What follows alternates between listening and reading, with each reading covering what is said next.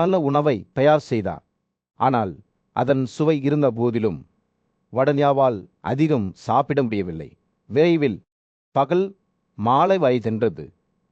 சூரியன் மீண்டும் ஒரு முறை அஸ்தமிக்கத் தொடங்கியதும் வயதான பெண்மணி மெதுவாக அவரை இரவுக்கு ஓய்வெடுக்க சொன்னார். விசுக்கு ஒரு சிறந்த படுக்கை தயாராக இருந்தது. அதே நேரத்தில் அவர் அருகிலுள்ள மற்றொரு படுக்கையில் படுத்து கொண்டார். நள்ளிரவு நெருங்கியதும் அந்த பெண்மணி அமைதியாக தனது படுக்கையிலிருந்து எழுந்து வடன்யாவின் படுக்கைக்கு சென்றார். அவர் அருகில் அவரது படுக்கையில் ஏறினார். அவ்வாறு செய்யும்போது அந்த ஞானிக்குள் ஒரு ஆழ்ந்த சங்கட உணர்வை தூண்டினார். ஏனெனில் ஒரு பிராமணனாக ஏற்கனவே திருமணமான ஒருவருடன் அவர் எந்தவிதமான நெருக்கத்திலும் ஈடுபடுவது சரியல்ல என்பதை அவர் அறிந்திருந்தார். எனினும் அந்த பெண்மணி வடன்யாவின் நிபந்தனைகளை மறந்துவிட்டதாக தோன்றியது. ஆசையால் பிரகாசிக்கும் கண்களுடன் அவர் மீது சாய்ந்து மென்மையான மற்றும் கவர்ச்சிகரமான வார்த்தைகளை பேசத் தொடங்கினார். நான் என் சொந்த எசமானி என்று அவர் கூறினார். நான் உங்களிடம் சுதந்திரமாக வந்துள்ளேன். என்னை உங்கள் மனைவியாக ஏற்றுக்கொள்வதன் மூலம் நீங்கள் எந்த பாவத்தையும் செய்ய மாட்டீர்கள். அந்த பெண்ணின் வார்த்தைகளால் வடன்யா அதிர்ச்சி அடைந்தார். தனது இதயத்தில் தனது சகரிஷி வடன்யாவின் விருப்பத்திற்கு எதிராக செயல்பட முடியாது என்பதை அவர் அறிந்திருந்தார். ஆனால் அதே நேரத்தில் தனக்கு மிகவும் அர்ப்பணிப்புடன் இருப்பதாக தோன்றிய இந்த பெண்ணின் மீது ஆழ்ந்த பாசத்தையும் உணர்ந்தார். செல்ல இருவரும் தொடர்ந்து உரையாடினர். அவர்களின் வார்த்தைகள் ஆசைக்கும் கட்டுப்பாட்டுக்கும் இடையிலான ஒரு மென்மையான நடனம். அந்த பெண்மணி தனது சொந்த கருப்பு உறுதிமொழியை பற்றியும் தனது கன்னித்தன்மை முதல் பிரம்மச்சாரிய வழியை எவ்வாறு ஏற்றுக்கொண்டார் என்பதையும் பற்றி பேசினார். ஒரு பரமாண்டமான கூட்டத்தின் மத்தியில் பாண்டவ சகோதரர்களில் மூத்தவரான யுதிஷ்டிரர் மதிப்பிற்குரிய முனிவரும் போல்வியருமான பீமரிடம் ஒரு கேள்வியை எழுப்பினார். சொல்லுது பீமரே என்று அவர் கேட்டார். அஷ்டவக்ரரில் சக்தி வாய்ந்த சக்திகள் இருந்த போதிலும் அந்த பெண் ஏன் அவரது சாபத்திற்கு அஞ்சவில்லை? மேலும் அஷ்டவக்ரர் தனது சாம்ராஜ்யத்திலிருந்து எப்படி திரும்பினார்களை மூடிக்கொண்டு சிந்தித்துக் கொண்டிருந்த பீமர் அஷ்டாவக்ரல் மற்றும் மர்மமான பெண்ணின் கதையை விவரிக்க தொடங்கினார். பீஷ்மர் தனது அசைக்க முடியாத தீர்மானத்திற்கு பெயர் பெற்ற முனிவரான அஷ்டாவக்ரனை இந்த புதிரான பெண்ணை சந்திக்க பீஷ்மர் தானே அழைத்ததார் கூறப்படுகிறது. அந்த பெண்மணி நம்பிக்கையுடன் அஷ்டாவக்ரனை வரவேற்றார். மேலும் அவரது வடிவத்தை மாற்றுவதற்கான அவரது குறிப்பிடத்தக்க திறனை பற்றி அவரிடம் கேட்டார். அவரது கேள்வியால் ஆர்வமடைந்த அஷ்டாவக்ரர் ஒரு பிராமணருக்கு முன் ரகசியங்களை வெளிப்படுத்துபவர் அல்ல, குறிப்பாக தன்னை போன்ற புத்திசாலி மற்றும் சக்தி வாய்ந்தவர் என்று பதிலளித்தார். அந்த பெண் ஆச்சரியப்படாமல் திசை காட்டி வடக்கு புள்ளியின் உருவகம் என்றும் அஷ்டாவக்ராவில் இருப்பு அவரது தீர்மானத்தை சோதிக்க முயன்ற பெரிய முனிவர் வடன்யாவால் முன்னறிவிக்கப்பட்டதாகவும் வெளிப்படுத்தினார். அந்த பெண்மணி தொடர்ந்து, பாவம் இல்லாதவரே, நீங்கள் உங்கள் முந்தைய தீர்மானத்திலிருந்து திசை திருப்பாமல் அனைத்து உலகங்களையும் அடிமைப்படுத்திவிட்டீர்கள். பெண் தன்மையின் லேசான தன்மையை நீங்கள் முறியடிப்பதை நான் பார்த்தேன். வயதானவர்கள் கூட அதன் கவர்ச்சியிலிருந்து விடுபடவில்லை. தாத்தாவும் இந்திரன் உட்பட அனைத்து தெய்வங்களும் உங்களை பற்றி மகிழ்ச்சி அடைந்துள்ளனர். அஷ்டாவக கவனமாறு கேட்டார். அவரது கண்கள் அந்த பெண்ணின் முகத்தின் மீது நிலைத்திருந்தன. பிரபஞ்சத்தின் வழிகளை பற்றி அவருக்கு அறிவுறுத்துவதற்கான தனது விருப்பத்தை பற்றியும் வடன்யாவின் விருப்பங்களின் மூலம் அவர் ஏற்கனவே அவருக்கு அறிவை வழங்கியதை பற்றியும் அவள் பேசினார். ஒரு மென்மையான புன்னகையுடன் அஷ்டாவக்ரருக்கு வீடு திரும்ப அனுமதி அளித்தார். அவரது பயணம் பாதுகாப்பாக இருக்கும் என்றும் விரைவில் அவர் தனது மணமகளுடன் மீண்டும் இணைக்கப்படுவார் என்றும் உறுதியளித்தார். அஷ்டாவக்ரர் மரியாதையுடன் தலையை குனிந்து கைகளை நன்றியுடன் பிடித்து கொண்டார். அவர் புறப்படுவதற்கு அந்த பெண்ணின் அனுமதியை பெற்றார். அவருடைய ஆசீர்வாதத்தை பெற்ற பிறகு தனது சொந்த ஆசிரமத்திற்கு திரும்பினார். சிறிது நேரம் ஓய்வெடுத்த அவர் மீண்டும் ஒரு முறை வடன்யாவை சந்திக்க செல்வதற்கு முன்பு தனது உறவினர்களிடமிருந்தும் நண்பர்களிடமிருந்தும் அனுமதி பெற்றார். வடன்யாவின் இல்லத்திற்கு வந்ததும் அஷ்டவக்ரா அன்பான விசாரணைகளுடன் வரவேற்கப்பட்டு தேங்கிய கொடுத்தார். மகிழ்ச்சியால் நிறைந்த இதயத்துடன் அஷ்டாவக்ரா அந்த மர்மமான பெண்ணுடன் தனது சந்திப்பை நினைவு கூர்ந்தார். அவர்களின் உரையாடலின் ஒவ்வொரு விவரத்தையும் விவரித்தார். வடன்யா கவனமாக கேட்டார். அவரது முகம் மகிழ்ச்சியால் பிரகாசித்தது. அஸ்தாவக்தர் பேசி முடித்ததும் வடலியா தனது இருக்கையிலிருந்து எழுந்து புன்னகைத்தார். என் மகளின் கையை திருமணம் செய்து கொள்ளுங்கள் என்று அவர் கூறினார். நல்ல மீன்களின் கீழ் சரியான சடங்குகள் செய்யப்படட்டும். எனவே அஸ்தாவக்ர தனது மணமடலில் கையை எடுத்துக்கொண்டார். மேலும் நீதிமான்கள் ஒரு அமைதியான காட்டின் நடுவே ஞானியும் நீதியுமான மன்னரால யுதிஷ்டிர் தனது மதிப்புக்குரிய பேரன் பீமரின் காவடியில் அமர்ந்தார். ஆசார் தனது மதிப்புக்குரிய ஆசிரியரிடம் ஒரு கேள்வியை முன்வைத்த போது அவரது கண்கள் ஆர்வத்தால் பிரகாசித்தன. மத சடங்குகளை கண்டிப்பாக கடைப்பிடிக்கும் வித்திய பிராமணர்கள் யாரை பரிசுகளில் சரியான பொருள் என்று அழைக்கிறார்கள் என்று யுதிஷ்டிரர் கேட்டார். பீஷ்மர் தனது துளையிடும் பார்வையுடனும் மென்மையான புன்னரையுடனும் அன்றைய ஞானத்தை விளக்கத் தொடங்கினார். ஓ மன்னரே என்று அவர் கூறினார்.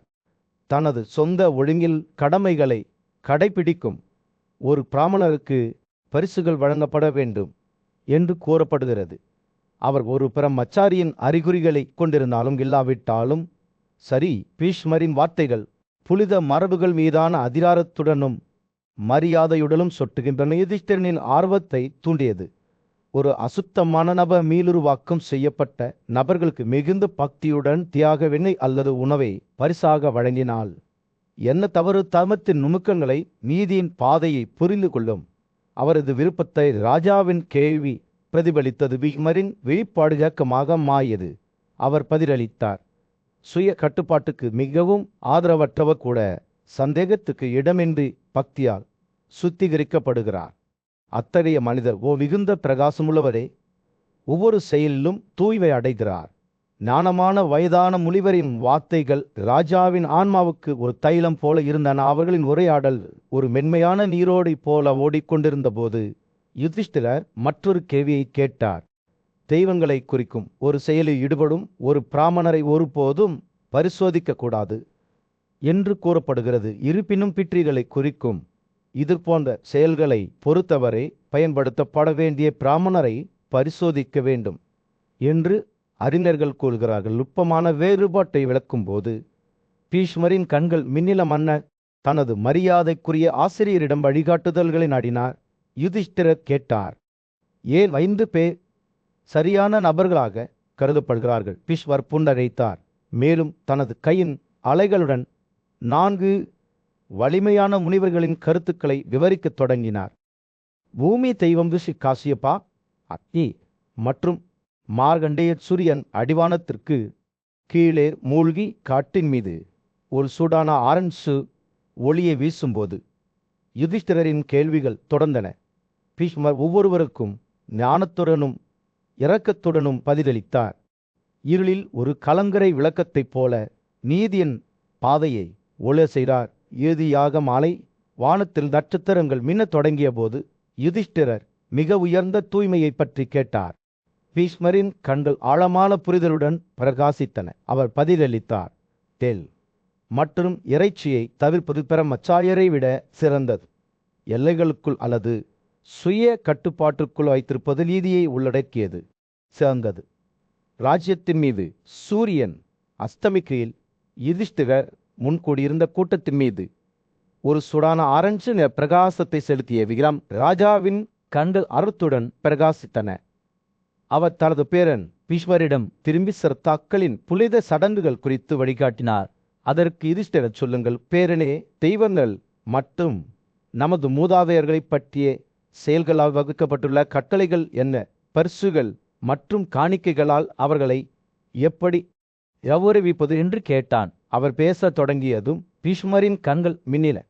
என் அன்பான பேரனே, தெய்வங்கள் அல்லது நமது மூதாதையர்கள் தொடர்பான எந்தவொரு செயலையும் செய்வதற்கு முன்பு ஒருவர் முதலில் குளியல் மற்றும் பிற சடங்குகள் மூலம் தங்களை தூய்மைப்படுத்திக் கொள்ள வேண்டும். பின்னர் பிற்பகலில் தெய்வங்கள் தொடர்பான அனைத்து செயல்களையும் கவனத்துடனும் பக்தியுடனும் செய்ய வேண்டும்.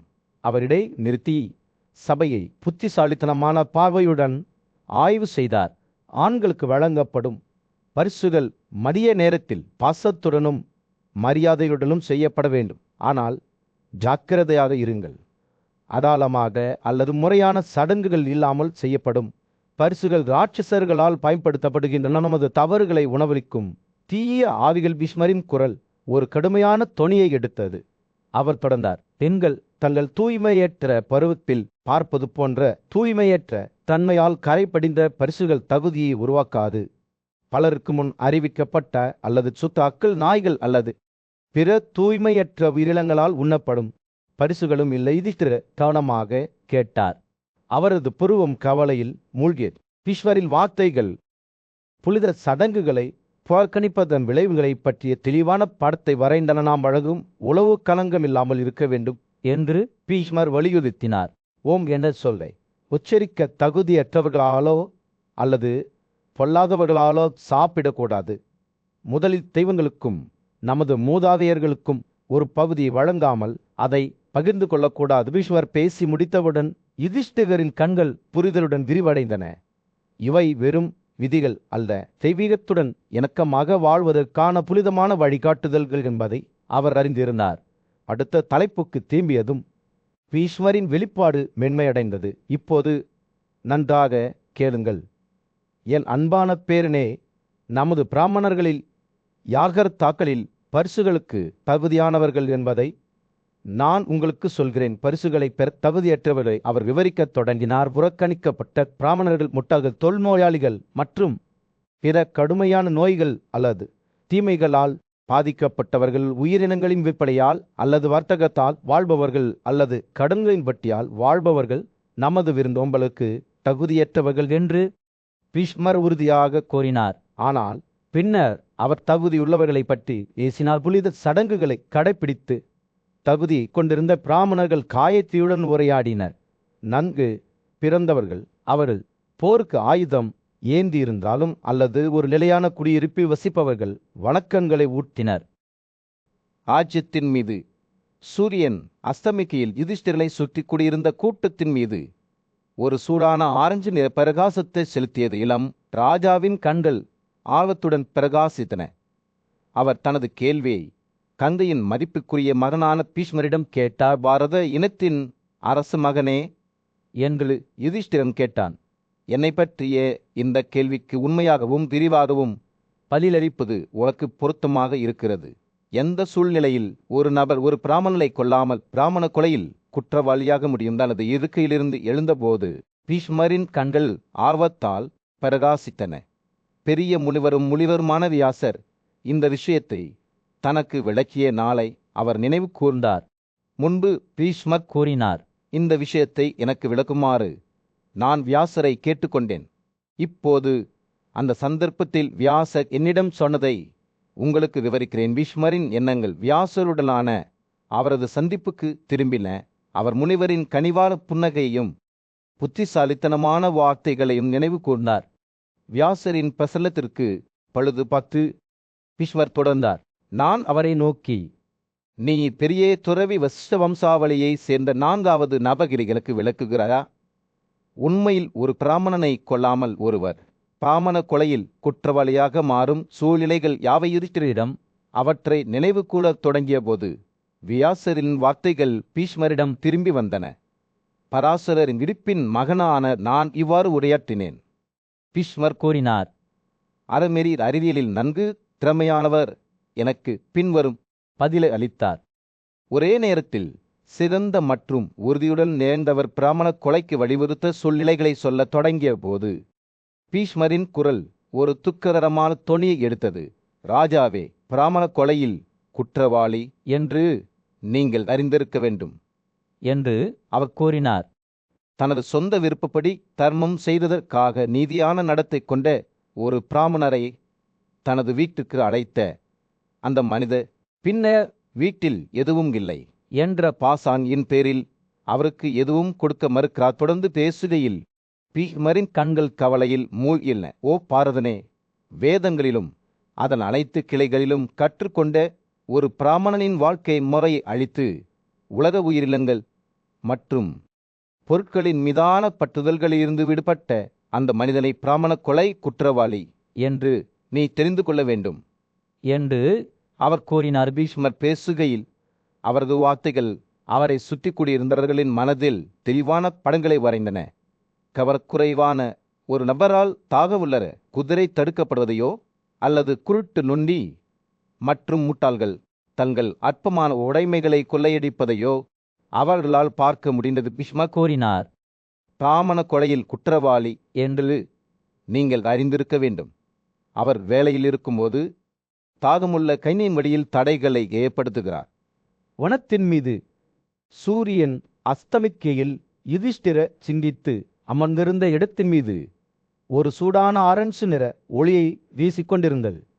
தமத்தின் இளவரசர் எப்போதும் நிலத்தின் குறுக்கே பாயும் புனித நீர்நிலைகளுக்கு ஈர்க்கப்பட்டு தனது பேரனான பீஷ்மரின் ஞானத்தை நாடினார். வாட்டி இந்த புனித நீர்நிலைகளில் குளிப்பது தகுதிகளால் நிரம்பியதாக நான் கேள்விப்பட்டேன். இந்த விஷயத்தில் நீங்கள் பரிந்து பேசுவதை நான் கேட்க விரும்புகிறேன் என்று யுதிஷ்டிரா ஆர்வத்துடன் கூறினார். பீஷ்மர் புன்னகைத்தார். அவரது கண்கள் வயது மற்றும் ஞானத்தால் மின்னின.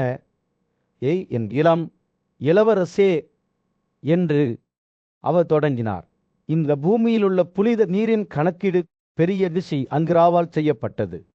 நன்றாக கேளுங்கள், ஏனென்றால் இந்த நீரை அறிவது உங்களுக்கு தகுதியானது. இதனால் நீங்கள் பெரும் தகுதியை பெறலாம். யுதிஷ்டிரன் முன்னே சாய்ந்து கற்றுக்கொள்ள ஆர்வமாக உள்ளான். பீஷ்மர் தொடர்ந்தார். கடுமையான சபதங்களின் முனிவரான கௌதமர் ஒரு முறை ரிஷி அந்திராசை அணுகி புனித நீர் மற்றும் ஆலயங்களின் நன்மைகளை பற்றி கேட்டார். ரிஷி பதிலளித்தார். சந்தரபாகரா அல்லது ரிதஸ்தா நதிகளில் தொடர்ச்சியாக 7 நாட்கள் குளிக்கும் ஒரு நபர் சிறிது நேரம் விரதத்தை கடைபிடிப்பது அவரது அனைத்து பாவங்களிலிருந்தும் தூய்மை அடைந்து ஒரு துறவியின் தகுதியுடன் நிலைத்திருப்பது உறுதி. பீஷ்மர் பேசுகையில் யுதிஷ்டிரனின் மனது புனிதர நீர்நிலைகளைப் பற்றிய தரிசனங்களால் நிரம்பியது. காஷ்மீர் வழியாக ஓடும் சக்தி வாய்ந்த சின்ன நதியை அவர் பார்த்தார். அதன் நீர் ஒரு தெய்வீக நடன கலைஞரைப் போல அலைகளில் நடனமாடுவதைக் கண்டார். புஷ்கர பிரபாசா மற்றும் நைமிஷா ஆறுகள் அவற்றின் கரைகள் குளிக்கவும் தூய்மைப்படுத்தவும் விரும்பும் யாத்ரீகர்களால் வரிசையாக நிற்பதைக் கண்டார். பீஷ்மர் தொடர்ந்தார். இந்த புனித நீரில் குளிப்பதன் மூலம் ஒருவர் சொர்க்கத்திற்கு ஏறுவது உறுதி. ஒரு தெய்வீக காரில் உட்கார்ந்து அப்சரர்களின் ஆராதனைகளால் சூழப்பட்டார். ரிஷி அங்கிராக்கள் பல தீர்த்தங்களை பற்றி பேசினர். ஒவ்வொன்றும்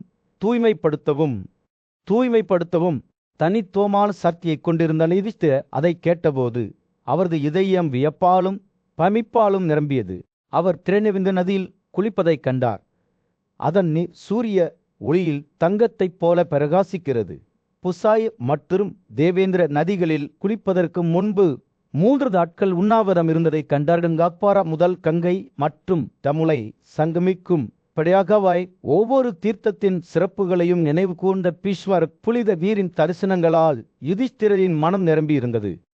ஒவ்வொன்றும் ஆன்மீக வளர்ச்சிக்கும் அறிவொளிக்கும் நுழைவாயிலாக இருந்தது. சூரியன் அடிவானத்திற்கு கீழே மூழ்கிய போது பீஷ்மர் தனது கதையை முடித்தார். யுதிஷ்டிரர் அமைதியாக அமர்ந்தார். அவர் பெற்ற ஞானத்தால் அவரது இதயம் இன்னும் நடுங்கியது. அவர் இந்த புனித நீர் நிலைகளுக்கு திரும்புவார் என்று அவருக்கு தெரியும். ஒரு பிரமாண்டமான கூட்டத்தின் மத்தியில் வணக்கத்திற்குரிய பீஷ்மர் தனது அம்புகளின் படுக்கையில் படுத்து கொண்டிருந்தார். அவர் சரீர உயிரிற்கு விடைபெறும் நல்ல தருணத்திற்காக காத்திருந்தார். பாண்டவ இளவரசர்கள் தங்கள் சகோதரர்கள் மற்றும் பல பிரமுகர்களுடன் அவரை சுற்றி மரியாதையுடன் கூடியிருந்தனர்.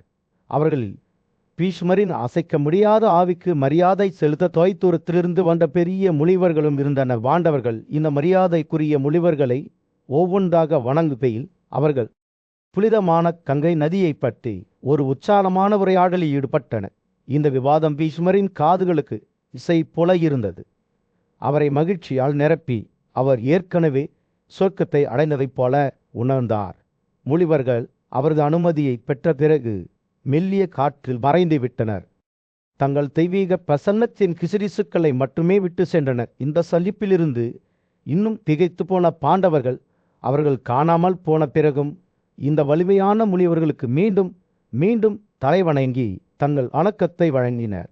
பின்னர் அவர்கள் தங்கள் கவனத்தை பீஷ்மரிடம் திருப்பினர்.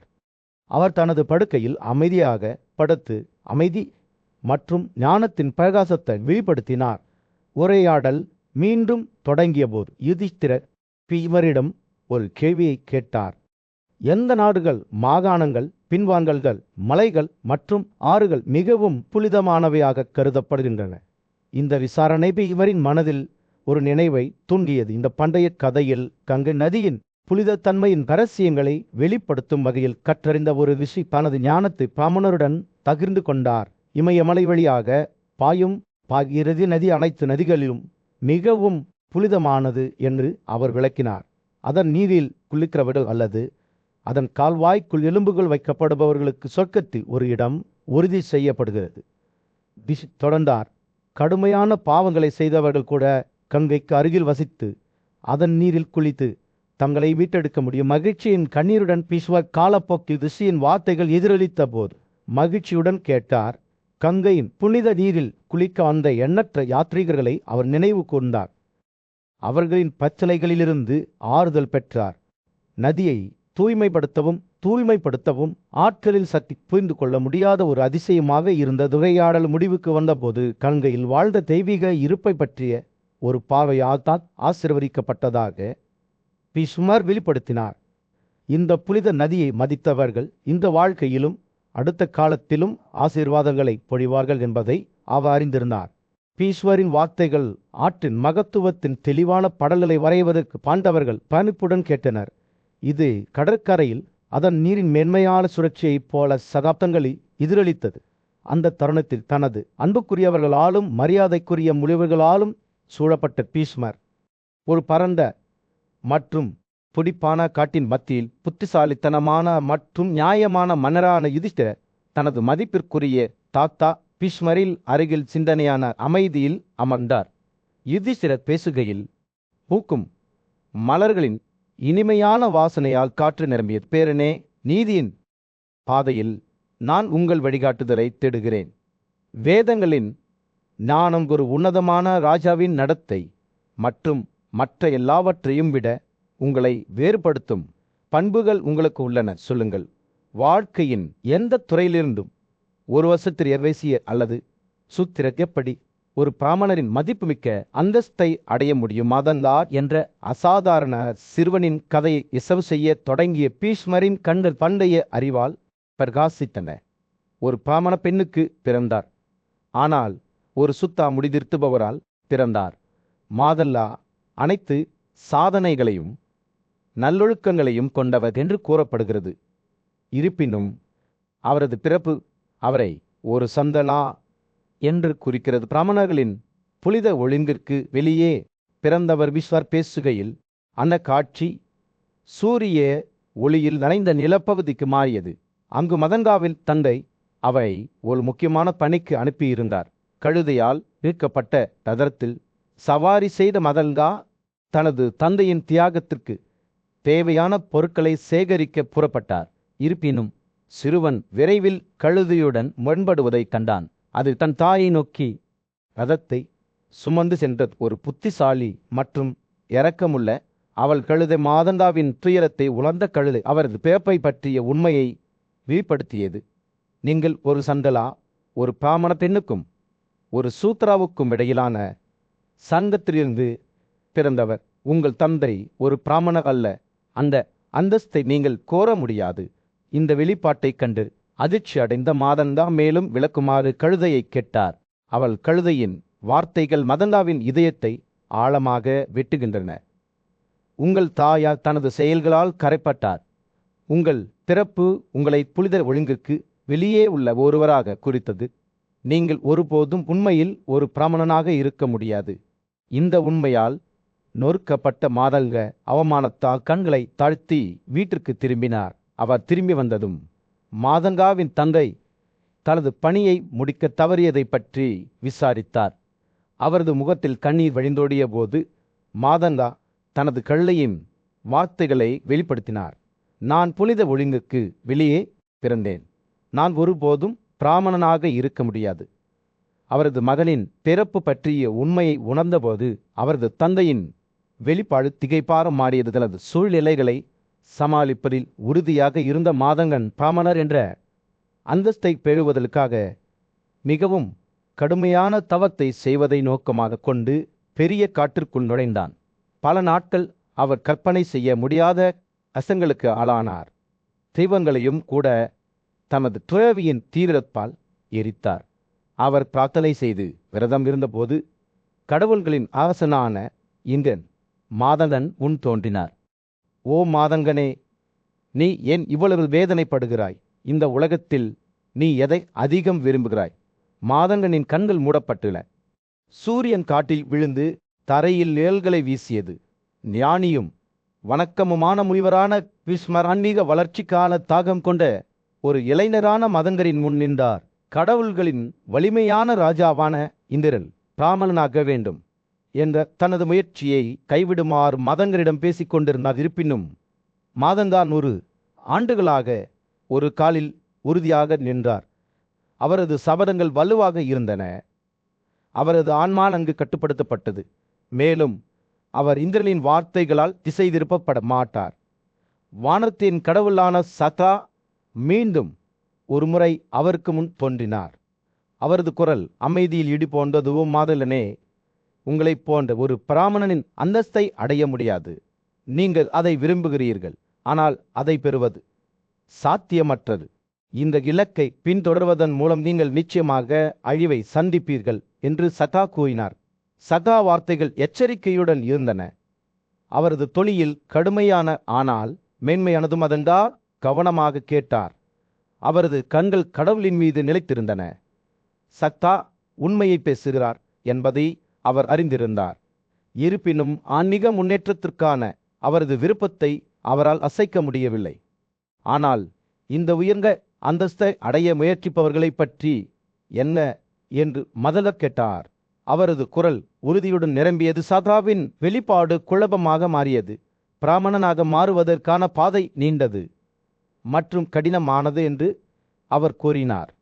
ஒருவர் முதலில் முரட்டுத்தனமான வாழ்க்கையின் வரிசையில் இருந்து மனிதகுலத்தின் வாழ்க்கைக்கு உயர வேண்டும். இருப்பினும் கடக்க வேண்டிய பல தடைகள் உள்ளன.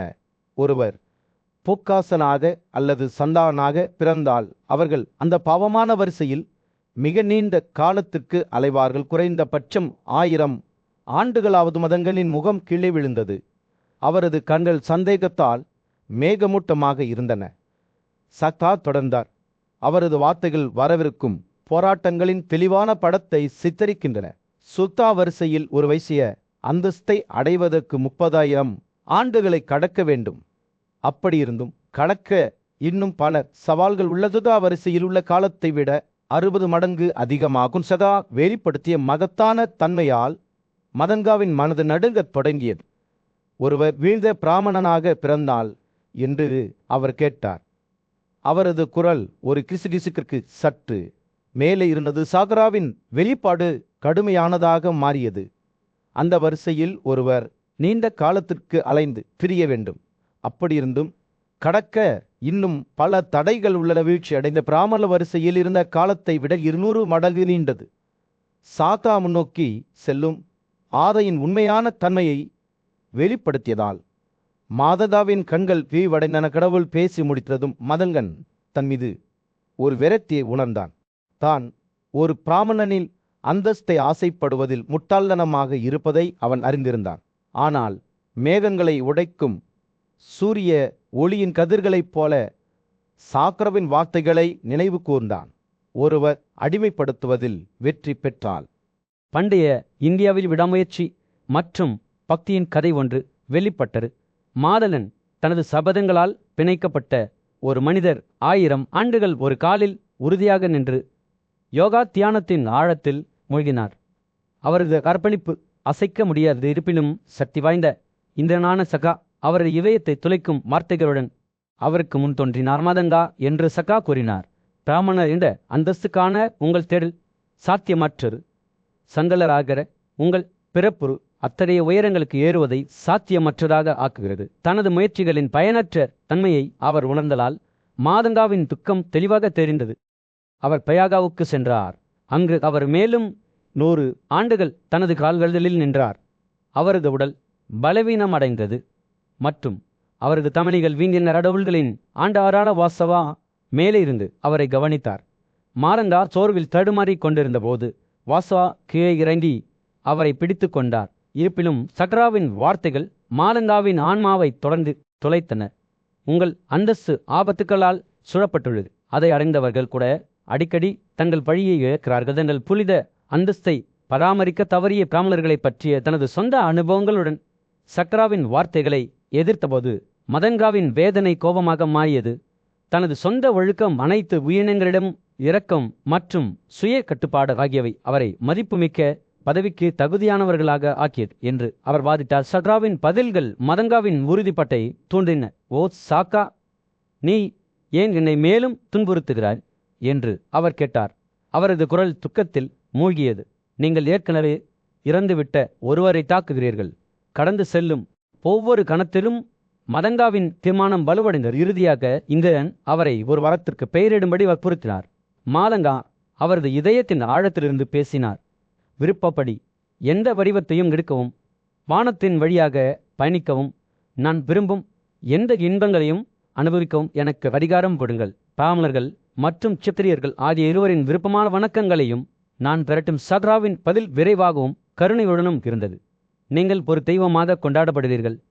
3 உலகங்களிலும் உங்கள் புகழ் நிகரற்றது. உங்கள் பெயர் என்றென்றும் வாழும். வாசவா மெல்லிய காற்றில் மறைந்தவுடன் மாதங்காவின் உயிர் சக்தி குறைந்தது. ஆனால் அவரது ஆவி ஒரு உயர்ந்த சாம்ராஜ்யத்திற்கு உயர்ந்தது. எனவே மதங்கத்தின் கதை பக்தி மற்றும் விடாமுயற்சியின் நீடித்த சக்திக்கு ஒரு சான்றாக செயல்படுகிறது.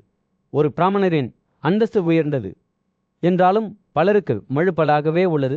அதே நேரத்தில் அதை அடைந்த மற்றவர்கள் தங்கள் கடமைகளில் தடுமாறுகிறார்கள். இருப்பினும் அசைக்க முடியாத நம்பிக்கை மற்றும் சுய ஒழுக்கத்துடன் ஒருவர் பிறப்பு மற்றும் சமூக அந்தஸ்தின் எல்லைகளையும் கூட தாண்டலான். ஒரு பிரம்மாண்டமான கதையின் மத்தியில் புத்திசாலியும் நியாயமான ஆட்சியாளருமான யுதிஷ்டிரர் பிராமண அந்தஸ்தை பெறுவது பற்றி மதிப்பிற்குரிய முனிவரான பீமரிடம் கேட்டார். பண்டைய காலங்களில் சுவாமித்திரர் இந்த மதிப்புமிக்க நிலையை சிரமமின்றி பெற்றதாக அவர் கேள்விப்பட்டிருந்தார். இருப்பினும் பீமர் அதை அடைவதற்கான பெரும் சிரமத்தின் கதைகளுடன் எதிர்த்து போராடினார். விதாரவிய மன்னரின் கதையால் யுதிஷ்டிரரின் ஆர்வம் தூண்டப்பட்டது.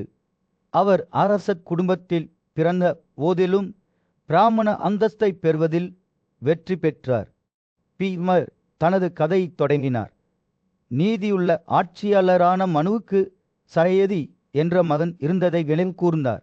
அவரது வம்சாவளி கைகயா மற்றும் தலாரெங்கா என்ற 2 மன்னர்களை உருவாக்கியது. இந்த சகோதரர்கள் தங்கள் தற்காப்பு வலிமைக்கும் அவர்களின் எண்ணற்ற மதங்களுக்கும் பெயர் பெற்றவர்கள். அவர்கள் அனைவரும் பெரும் வலிமை, போரில் திறமை மற்றும் வேதங்களை பற்றிய அறிவை கொண்டிருந்தனர். விதாதவியரின் 100 மகன்களின் தலைமையில் பையர்கள் காசி ராஜ்யத்தின் மீது படையெடுத்தனர்.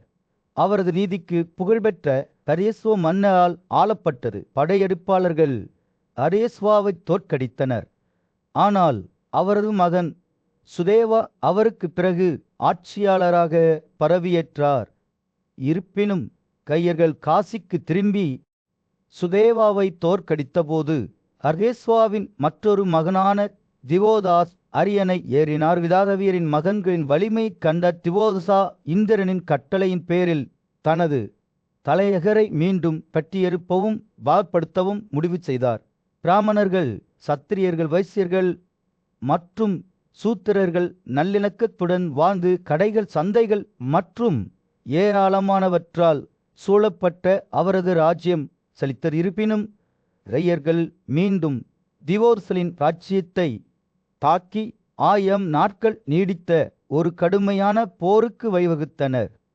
அவரது துணிச்சலான முயற்சிகள் இருந்தபோதிலும் மன்னர் திவோர்ச இறுதியில் தோற்கடிக்கப்பட்டு தனது தலைநகரை விட்டு வெளியேறி ஞானமுள்ள ரிஷி பரத்வாஜாவிடம் தஞ்சம் புகுந்தார். பரத்வாஜா திவோர்சரின் அவல நிலையை அறிந்ததும் விதாதவியரின் கட்சியை தோற்கடிக்கும் ஒரு மகனை பெற அவருக்கு உதவுவதாக சபதம் செய்தார்.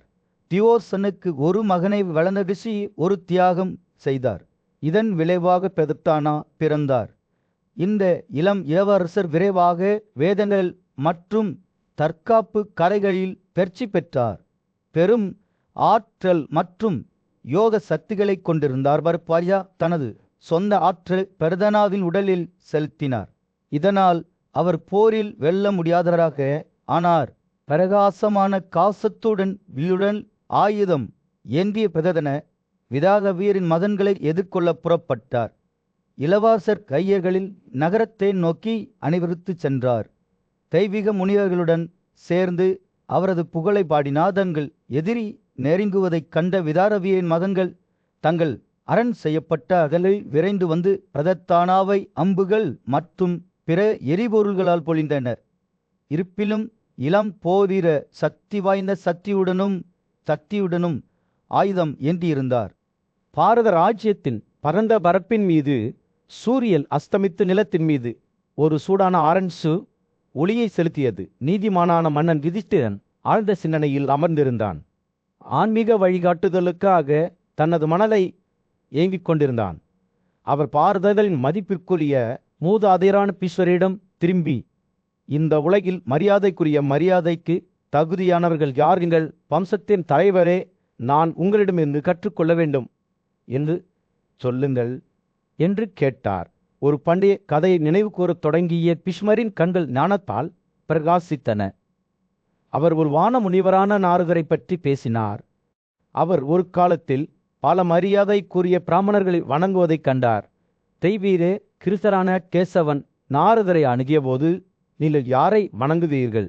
இந்த பிராமணர்களில் யார் இவ்வளவு மரியாதைக்கு தகுதியானவர் என்று கேட்டாரே கோரிந்தலே என்று ஆதங்கத்துடன் நாரதர் குரலில் கூறினார். வர்ணாவாலு ஆதித்தா பாதண்டா அத்தி ஆகிய தெய்வங்களை தொடர்ந்து வழிபடும் பிராமணர்களை நான் வணங்குகிறேன். அவர் தவம் புரிந்தவர்கள், வேதங்களை அறிந்தவர்கள், தங்கள் படிப்பில் அர்ப்பணிப்புள்ளவர்கள், பெருமையிலிருந்து விடுபட்டு வெறும் வயிற்றில் தங்கள் கடமைகளை செய்பவர்களுக்கு நான் தலைவணங்குகிறேன். அவர்களிடம் உள்ளதை செய்து திருப்தி அடைகிறேன். நாரதரின் வார்த்தைகள் சிறந்த பிராமணர்களின் தெளிவான உருவத்தை வரைந்தரசி கட்டுப்பாடு கொண்டவர்கள், தங்கள் புலன்களின் கரிசமானர்கள் மற்றும் தியாகங்களை செய்பவர்கள். அவர்கள் சத்தியத்திற்கும் நீதிக்கும் அர்ப்பணிக்கப்பட்டவர்கள். தகுதியானவர்களுக்கு நிலத்தையும் கைங்களையும் வழங்கினர். மேலும் பழங்கள் மற்றும் வேர்களை நம்பி வாழ்ந்தனர். நாளைய நாளுக்காக எதையும் சேமித்து வைக்கவில்லை. நாரதர் தனது சொற்பொழிவை தொடர்ந்தபோது உலக பற்றுதல்களை துறந்து காடுகளில் வாழ்ந்து பானம் செய்து வாழ்ந்த அந்த பிராமணர்களை பற்றி அவர் பேசினார். அவர்கள் வேதங்களில் குறிப்பிடப்பட்டுள்ள அனைத்து செயல்களையும் சடங்குகளையும் கடைபிடித்து தங்கள் ஊழியர்களுக்கு உணவளித்து அவர்களை நேசித்தனர். விருந்தினர்களுக்கு எப்போதும் விருந்தளித்தனர். இந்த தன்னலமற்ற நபர்கள் மரியாதைக்குரியவர்கள் என்று நாரதர் அறிவித்தார். வேதங்களை படிப்பதன் மூலம் தவிர்க்க முடியாத பிராமணர்களை நாரதர் விவரித்த போது கிறிஸ்தர் கவனமாறு கேட்டார். அவர்கள் வேதங்களை பற்றி சொற்பொழிவாளர்களாக இருந்தனர். பிரம்மச்சாரியின் சபதத்தை கடைபிடித்தனர். சீடர்களுக்கு கற்பிப்பதில் அர்ப்பணிப்புடன் இருந்தனர். இந்த நபர்கள் வணக்கத்திற்கு தகுதியானவர்கள் என்று நாரதர் கூறினார். நாரதரின் வார்த்தைகள் ஒரு நதியைப் போல வாய்ந்தன. தண்ணீர் அல்லது காற்று மட்டுமே வாழ்ந்தவர்களை விவரிக்கின்றன. அல்லது தெய்வங்கள் மற்றும் விருந்தினர்களுக்கு வழங்கப்பட்ட உணவின் எச்சங்கள். பிரம்மச்சரியத்தின் சபதம் காரணமாக வாழ்க்கை துணைகள் இல்லாதவர்களை பற்றி அவர் பேசினார். ஆனால் இன்னும் சமூகத்துடன் இணக்கமாக வாழ்ந்தார். இந்த பிராமணர்கள் பிரபஞ்சத்தின் படைப்பாளிகள், பிரபஞ்சத்தின் பெரியவர்கள் மற்றும் இருளை அகற்றுபவர்கள் என்று நாரதர் அறிவித்தார். நாரதர் தனது கதையை முடித்தவுடன் பீஷ்மர் தொடர்ந்தார். இந்த காரணங்களுக்காக ஒவ்வொரு நாளும் புத்துயில் பெறும் நபர்களை வணங்குங்கள். அசுமையான காட்டின் மத்தியில் விருஷாதர்வா மன்னரின் காட்சியம் பரபரப்பாக இருந்தது. அவரது அரசவை உறுப்பினர்கள் தங்கள் கடமைகளில் மும்முரமாக ஈடுபட்டிருந்தனர். அதே நேரத்தில் அவரது ராணியும் காத்திருக்கும் பெண்களும் நகைகள் மற்றும் பத்தினங்களால் தங்களை அலங்கரித்துக் கொண்டனர். ஆனால் இந்த பிரகாசத்தின் மத்தியில் அரண்மனையின் மீது ஒரு பதட்டம் நிலவியது. பருந்தால் பின்தொடரப்பட்ட ஒரு புறா ராஜாவின் காலடியில் தஞ்சம் புகுந்ததுப்பா. அதன் இறகுகள் உடைந்தன, தங்கள் வீழ்ந்தன, அச்சத்தால் நடுங்கியது. அது மன்னரிடம் பாதுகாப்பு கோரியது. தனது நாணம் மற்றும் இரக்கத்திற்கு புகழ்பெற்ற மன்னர் விருஷாதர்வா பறவையை மென்மையாக ஆறுதல் படுத்தி, பயப்பட வேண்டாம் அன்பே, நீங்கள் இதன் பராமரிப்பில் பாதுகாப்பாக இருக்கிறீர்கள் நீங்கள் என் முன்னிலையில் இருக்கும்போது உங்களுக்கு எந்த தீங்கும் வராது என்று கூறினார். அவர் மேலும் கூறினார், நான் என் காசு ராஜ்யத்தையும் என் சொந்த உயிரையும் கொடைவிட்டு விடுவேன். அது உங்கள் பாதுகாப்பை காப்பாற்றுவதாக இருந்தாலும் பறந்து இடைவிடாமல் அதை துரத்தியது. அது கீழே குதித்து அதன் கூர்மையான குழந்தர்கள் நீண்டு, இந்த புறா என்கிறார் இருக்க வேண்டும், ராஜாவே, அதை என்னிடமிருந்து நீங்கள் பாதுகாக்க முடியாது என்று அறிவித்தது. மன்னர், நான் உங்களுக்கு உணவை வழங்குவேன், ஆனால் இந்த பறவையின் உயிரை பணயம் வைக்க மாட்டேன். அதற்கு பதிலாக ஒரு மாடு அல்லது மானை எடுத்துக் கொள்ளுங்கள் என்று பதிலளித்தார். வருந்து மறுத்தது. அதன் பசி மிகவும் அதிகமாக இருப்பதாகவும் புறாவை உட்கொள்வதன் மூலம் மட்டுமே அதை திருப்திப்படுத்த முடியும் என்றும் வலியுறுத்தியது. வானத்தின் ஒரு உயிரினமாக இயற்கையான ஒழுங்கிற்கு ஏற்ப புறாக்கள் போன்ற பறவைகளை உண்ண உரிமை உண்டு என்று அது வாதிட்டது. இருப்பினும் புறாவை பாதுகாப்பதற்கான தனது தீர்மானத்தில் மன்னர் உறுதியாக இருந்தார். பக்தியின் ஒரு குறிப்பிடத்தக்க காட்சியில் பருந்தின் பசியை தக்க வைக்க மன்னர் தனது சொந்த மாம்சத்தை தியாகம் செய்ய முன்வந்தார். அவர் தனது உடலின் துண்டுகளை வெட்டத் தொடங்கினார். அவற்றை புறாவுக்கு எதிராக சமநிலை அளவில் எடை போட்டார். ஆனால் அவர் எவ்வளவு தியாகம் செய்தாலும் புறா ராஜாவின் மாம்சத்தை விட கனமாக இருந்தது. ராஜாவின் உடல் பலவீனமடைந்த போது அரண்மனைக்குள் ஒரு குழப்பம் ஏற்பட்டது. தங்கள் அன்பான மன்னர் ஒரு விலங்குக்காக தனது உயிரை தியாகம் செய்வதைக் கண்டு ராணி மற்றும் காத்திருந்த பெண்கள், அசபை உறுப்பினர்கள் மற்றும் ஊழியர்களுடன் சேர்ந்து துயரத்தில் கூக்குரலிட்டனர். வெளியே ஒரு பெரிய புயல் உருவானது. அடர்த்தியான மேகங்கள் கூடி கீழே பூமி நடுங்கியது. ராஜாவில் தியாகம் மிகவும் ஆழமாக இருந்தது. அது கடவுள்களின் கவனத்தை ஈர்த்தது. இந்திரன் மற்ற தெய்வீக உயிரினங்களுடன் கட்சியை பார்க்க அரண்மனையின் மீது இறங்கினார். தெய்வங்கள் ராஜாவுக்கு ஏன் மற்றும் தெய்வீக மலர்களை பொழிந்தபோது கெட்டில் ட்ரம்ஸ் மற்றும் தெய்வீக இசையின் இனிமையான ஒலியால் காற்று நிரம்பியது. மன்னரின் உடல் வெறும் எலும்புக்கூடாக மாறியபோது அவர் பிரமாண்டமான அரண்மனைகளை கூட பிரகாசத்தில் மின்சிய ஒரு அற்புதமான ரதத்தை ஏறினார். தனது தன்னலமற்ற செயலின் மூலம் மன்னர் வெறுஷாதர்ப நித்திய பேரின்பத்தை அடைந்தார். பிரமாவுடன் சேர்ந்து சொர்க்கத்திற்கு ஏறினார். மதிப்பிற்குரிய முனிவரான பீஷ்மர் ஞானத்தின் இந்த வார்த்தைகளை யுதிஷ்டிரரிடம் கூறினார்.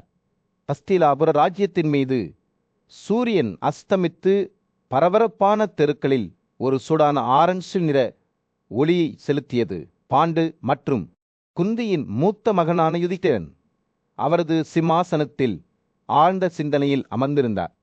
பல தலைமுறைகளாக அரச குடும்பத்துக்கு வழிகாட்டும் ஒளியாக இருந்த புத்திசாலித்தனமான மற்றும் மதிப்பிற்குரிய தாத்தாவான பீஷ்மரின் ஆலோசனையை அவர் நாடினார். பாட்டி என்று கேட்ட யுதிஷ்டிரன், ஒரு ராஜாவின் மிக முக்கியமான கடமை என்ன?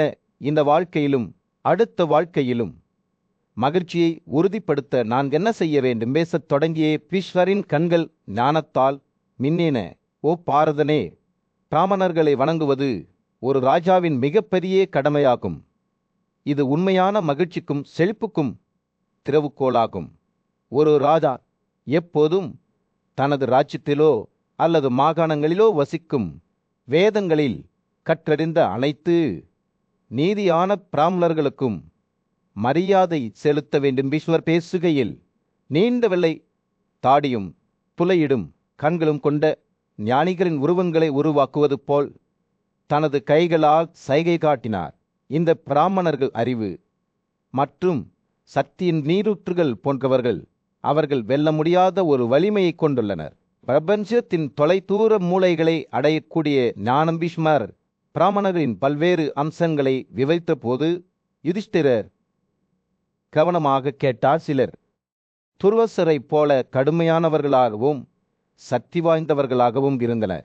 மற்றவர்கள் தவதமரைப் போல மென்மையாகவும் பேசினர். சிலர் மந்திரம் மற்றும் மந்திர கலைகளில் திறமையானவர்களாக இருந்தனர். மற்றவர்கள் தவம் செய்வதில் அர்ப்பணிப்புடன் இருந்தனர். இந்த பிராமணர்கள் வெறும் அறிவார்ந்த மனிதர்கள் மட்டுமல்ல என்று பீஷ்மர் மரியாதையுடன் கூறினார். அவர்கள் பூமியில் கடவுள்கள் ஒரு ராஜாவை உருவாக்கவோ அல்லது வெறுமனே சிந்தனையுடன் அவரை ஒன்றுமில்லாதவராக மாற்றவோ முடியும்.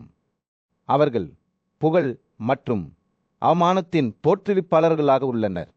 மேலும் அவர்களின் பாராட்டு அல்லது அவமதிப்பு ஒரு மனிதனின் வாழ்க்கையின் போக்கை மாற்றும். பிராமணர்களை இழிவுபடுத்துவதற்கோ அல்லது இழிவுபடுத்துவதற்கோ எதிராக பீஷ்மர் எச்சரித்தபோது யுதிஷ்டிரர் மிகுந்த கவனத்துடன் கேட்டார். அவர்களை அவமதிப்பது என்பது அழிவை அழைப்பதாகும் என்று அவர் கூறினார். அவர்களின் சக்தியை குறைத்து மதிப்பிடக்கூடாது.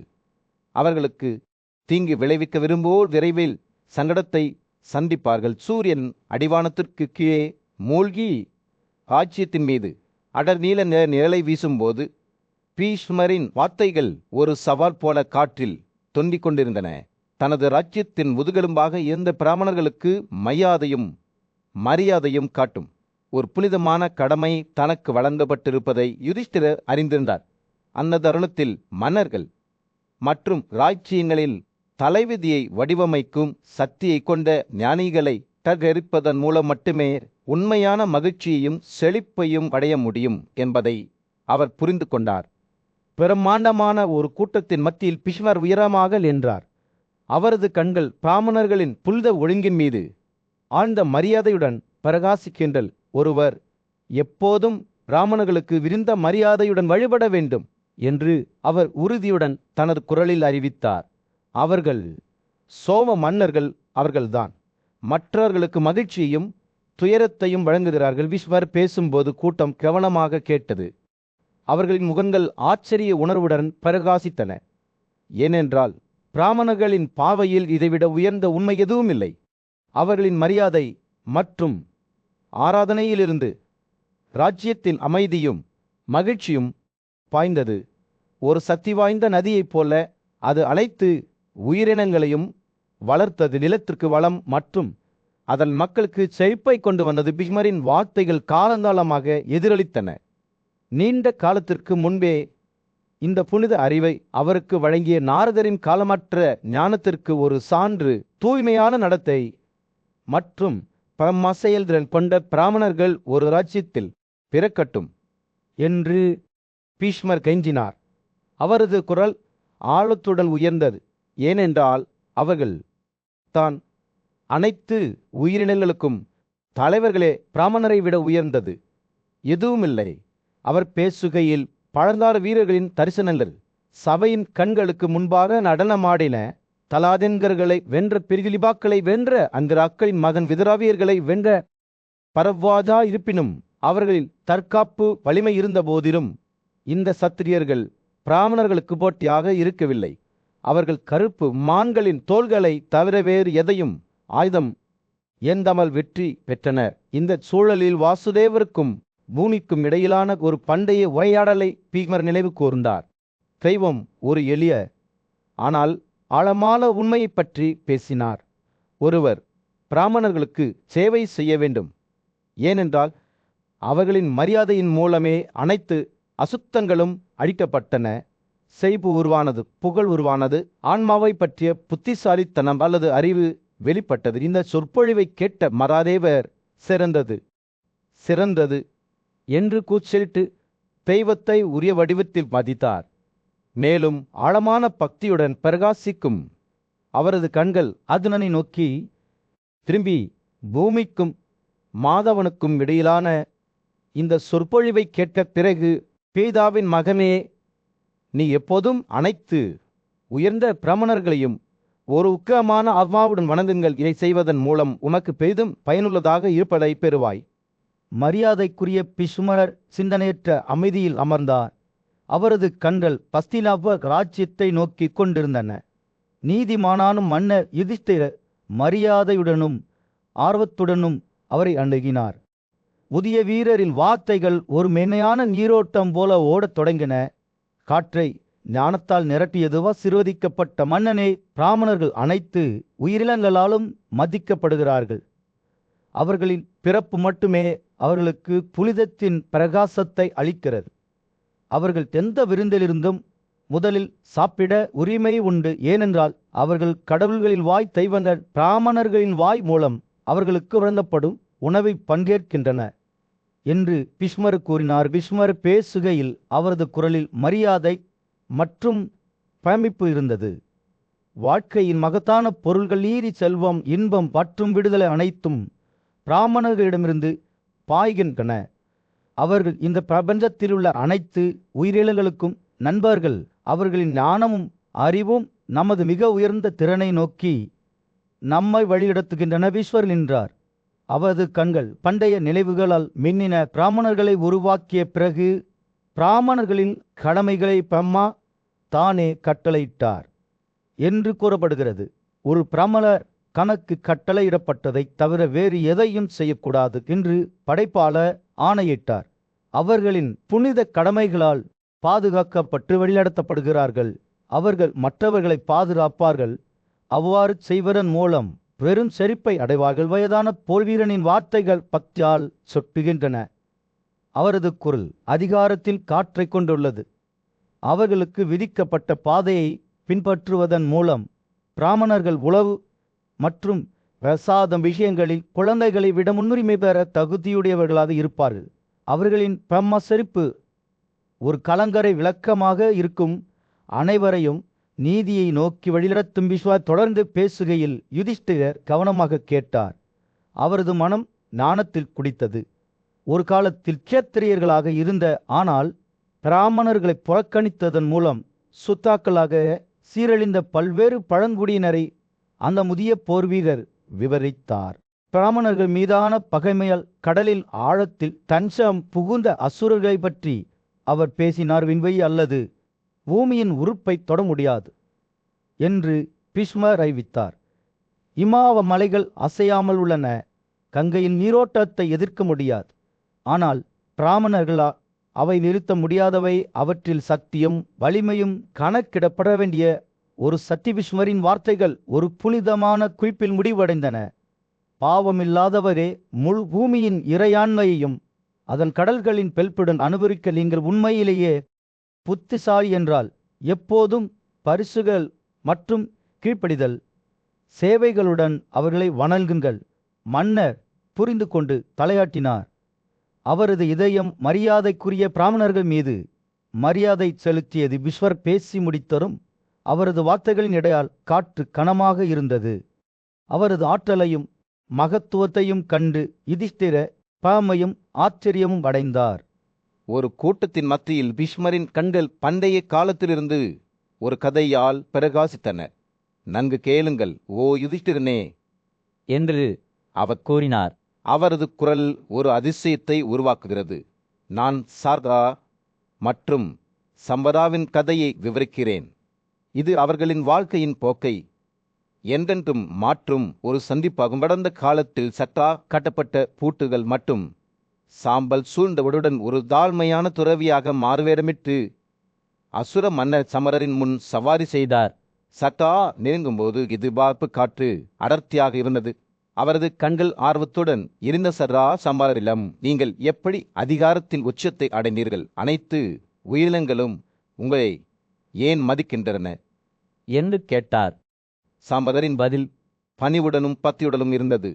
நான் பிராமணர்கள் மீது ஒருபோதும் பகைமை கொள்ளவில்லை என்று அவர் கூறினார். அவர்கள் எனக்கு என்ன கற்பிக்கிறார்களோ அதை நான் மரியாதையுடன் ஏற்றுக்கொள்கிறேன். அவர்கள் வேதங்களை விளக்கும்போது நான் மிகுந்த மகிழ்ச்சியுடன் கேட்கிறேன். அவர்களின் வார்த்தைகளை கேட்ட பிறகு நான் அவற்றை ஒருபோதும் புறக்கணிக்கவில்லை. சுமரா தனது இதயத்திலிருந்து தொடர்ந்து பேசினார். புத்திசாலித்தனம் கொண்ட பிராமணர்களை நான் வணங்குகிறேன். அவர்களிடமிருந்து அறிவை தேடுகிறேன். அவர்களின் கால்களை பாசத்துடன் வணங்குகிறேன். அவர்கள் நம்பிக்கையுடன் என்னை அணுகுகிறார்கள். என் நலனை பற்றி விசாரிக்கிறார்கள். அவர்கள் கவனக்குறைவாக இருந்தால் நான் விழிப்புடன் இருக்கிறேன். தேனீக்கள் தேனை சேகரிப்பது போல பிராமணர்கள் எனக்கு அறிவுறுத்துகிறார்கள், வழிநடத்துகிறார்கள். அறிவின் இனிப்பால் என்னை நிரப்புகிறார்கள். பிராமணர்கள் மீதான தனது மரியாதையை பற்றி அவர் பேசுகையில் சம்வரின் வார்த்தைகள் பக்தியுடன் வழிந்தன. நான் அவர்களின் பாதையில் அர்ப்பணிப்புடன் இருக்கிறேன். தீமை அல்லது தீய ஆர்வத்திலிருந்து விடுபட்டுள்ளேன். அவர்கள் மகிழ்ச்சியான இதயங்களுடன் என்ன சொன்னாலும் நான் ஏற்றுக்கொள்கிறேன். நினைவாற்றல் மற்றும் பொருளின் உதவியுடன் நான் அவர்களை விட தாழ்ந்தவனாக கருதுகிறேன். இந்த மனப்பான்மையே என்னை மற்றவர்களை விட உயர்ந்த நிலையில் வைத்துள்ளது. கடவுள்களுக்கும் அசுரர்களுக்கும் இடையிலான சந்திப்பை ஒரு முறை பார்த்த சாம்பரரின் தந்தை பிராமணர்களின் அறிவுறுத்தல்களின் சக்தியைக் கண்டு ஆச்சரியமடைந்தார். சந்திரமாசிடம் பிராமணர்கள் எவ்வாறு வெற்றி பெறுகிறார்கள் என்று கேட்டார். சோமா பிராமணர்கள் தங்கள் தவத்தின் மூலம் வெற்றியை பெறுகிறார்கள். அவர்களின் வலிமை பேச்சு உள்ளது. அவர்கள் வார்த்தைகளை தங்கள் ஆயுதங்களாக பயன்படுத்துகிறார்கள். வேதங்கள் அல்லது பிரணவத்தை படிப்பதன் மூலம் அவர்கள் ஞானத்தால் முடிசூட்டப்படுகிறார்கள் என்று பதிலளித்தார். சிமர்லியின் தந்தைக்கும் சோவனுக்கும் இடையிலான உரையாடல் அவர் மீது ஆழமான தாக்கத்தை ஏற்படுத்தியது. மேலும் அவர் பிராமணர்களை வணங்கவும் மதிக்கவும் தொடங்கினார். அவரைப் போலவே சம்மராவும் உயர்ந்த சபதம் கொண்ட அனைத்து பிராமணர்களையும் மதிக்கவும் வணங்கவும் சபதம் செய்தாச்சுதா. சம்மரின் வார்த்தைகளை கேட்டபோது அவர் பிராமணர்களை மதிக்க தூண்டப்பட்டார். எனவே இந்த சந்திப்பின் விளைவாக அவர் கடவுள்களின் தலைமைத்துவத்தை பெறுவதில் வெற்றி பெற்றார். பீஷ்மரின் கதை முடிவுக்கு வந்தது. பிராமணர்கள் மீதான பக்தி மற்றும் மரியாதையின் உருமாறும் சக்தியைக் கண்டு யுதிஷ்டிரரும் சபையும் பிரமித்தனர். ஆஜ்யத்தின் மீது சூரியன் அஸ்தமிக்கையில் யுதிஷ்டிரரை சுற்றி கூடியிருந்த கூட்டத்தின் மீது ஒரு சுடான ஆரஞ்சு நிற ஒளியை செலுத்தியது. இளவரசனின் கண்கள் ஆர்வத்தால் பிரகாசித்தன. அவர் தனது கேள்வியை மதிப்பிற்குரிய பீஷ்மரிடம் கேட்டார். பட்டி, இந்த 3 நபர்களில் யாரை நான் பரிசுகளுக்கு தகுதியானவர் என்று கருத வேண்டும்? ஒரு அந்நியன் என்னுடன் வசித்து நன்கு அறியப்பட்டவர். அல்லது தூரத்திலிருந்து வந்தவர்களுக்கு பீஷ்மரின் கண்கள் மின்னின. என் மகனே, மூவரும் தங்கள் தகுதியில் சமம். சிலர் தியாகங்களை செய்வதற்கோ அல்லது தங்கள் போதகரின் கட்டணத்தை செலுத்துவதற்கோ பரிசுகளை கேட்கலாம். மற்றவர்கள் அடைந்து திரிவதற்கான சபதத்தை பின்பற்றி பிச்சை பெறுவார்கள். நமது உதவியை நாடுபவருக்கும் நாம் கொடுக்க வேண்டும். ஆனால் நம்மை சார்ந்திருப்பவர்களுக்கு தீங்கு விளைவிக்காமல் நாம் அவ்வாறு செய்ய வேண்டும். யுதிஷ்டிரர் யோசித்து கொண்டே தலையாட்டினார். அவளது புருவம் யோசித்து கொண்டே இருந்தது.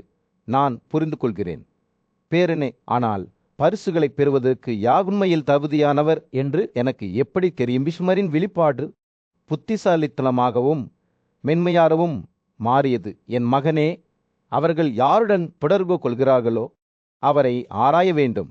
அவர்கள் கோபம் இல்லாதது, உண்மைத்தன்மை மற்றும் சுய கட்டுப்பாடு போன்ற குணங்களை கொண்டிருந்தால் அவர்கள் உண்மையில் மரியாதை மற்றும் வழிபாட்டிற்கு தகுதியானவர்கள். அவர்கள் அந்நியராக இருந்தாலும் சரி அல்லது பல ஆண்டுகளாக நம்மிடையே வாழ்ந்திருந்தாலும் சரி, அவர்கள் இந்த நல்லொழுக்கங்களை உள்ளடக்கி இருந்தால் அவர்கள் நம் கவனத்திற்கு தகுதியானவர்கள். சூரியன் அடிவானத்துக்கு கீழே மூழ்கி சபையை ஒரு சூடான தங்க ஒளியில் செலுத்தியபோது பீஷ்மர் தனது சொற்பொழிவை தொடர்ந்தார். வேதங்களின் அதிகாரத்தை மறுப்பவர்களையோ அல்லது சமூக விதிமுறைகளை மீறுவதை அங்கீகரிப்பவர்களையோ ஒருவர் தகுதியானவராக கருதக்கூடாது. தங்கள் கற்றலில் வீணாக இருப்பவர்களையோ அல்லது வேதங்களை பற்றி தவறாக பேசுபவர்களையோ நாம் கருதக்கூடாது. அத்தகைய நபர்கள் நாய்களைப் போன்றவர்கள் குறைத்து தடிக்க விரும்புகிறார்கள். ஆனால் இறுதியில் தங்கள் சொந்த வீழ்ச்சியை தவிர வேறு எதையும் சாதிக்க மாட்டார்கள். யுதிஷ்டிரர் கவனமாக கேட்டு கண்களை அடலப்படுத்தி புரிந்து கொண்டார். இறுதியாக, நான் பார்க்கிறேன் பேரனே என்று அவர் கூறினார். உண்மையான தகுதி என்பது ஒருவரின் சமூக நிலை அல்லது பரிச்சயம் அல்ல, ஆனால் அவர்களின் இதயம் பற்றும் செயல்களின் புலங்களில் உள்ளது என்பதை நீங்கள் எனக்கு கற்பித்தீர்கள். பீஷ்மர் புன்னகைத்தார். அவரது கண்கள் ஒப்புதலுடன் பிரகாசித்தன. நல்லது என் மகனே, இந்த போதனைகளை நினைவில் வைத்து நீதியின் கடமைகளை செய்யுங்கள். ஏனென்றால் இது போன்ற நடைமுறைகளின் மூலம் தான் ஒருவர் நித்திய செழிப்பில் வளருகிறார். ஒரு உற்சாகமான உரையாடலின் மத்தியில் யுதிஷ்டிரர் பீஷ்மரிடம் திரும்பி பெண்களின் இயல்பு பற்றிய அவரது நுண்ணறிவைக் கேட்டார். ஓ சிறந்த பாரதர்களே, அவர் கூறினார், பெண்களின் மனோபாவம் குறித்த உங்கள் சொற்பொழிவை கேட்க விரும்புகிறேன். பெண்கள் அனைத்து தீமைகளுக்கும் வேறென்று கூறப்படுகிறது. அவர்கள் அனைவரும் மிகவும் பலவீனமானவர்கள் என்று கருதப்படுகிறார்கள். ஒரு புன்னகையுடன் பீஷ்மர் பண்டைய காலத்திலிருந்து ஒரு கதையை நினைவு செய்யத் தொடங்கினார். பழியில் பல அற்புதமான உயிரினங்களை சந்தித்து உலகை சுற்றி வந்த வானமுனிவரான ரிஷி நாரதரை பற்றி அவர் பேசினார்.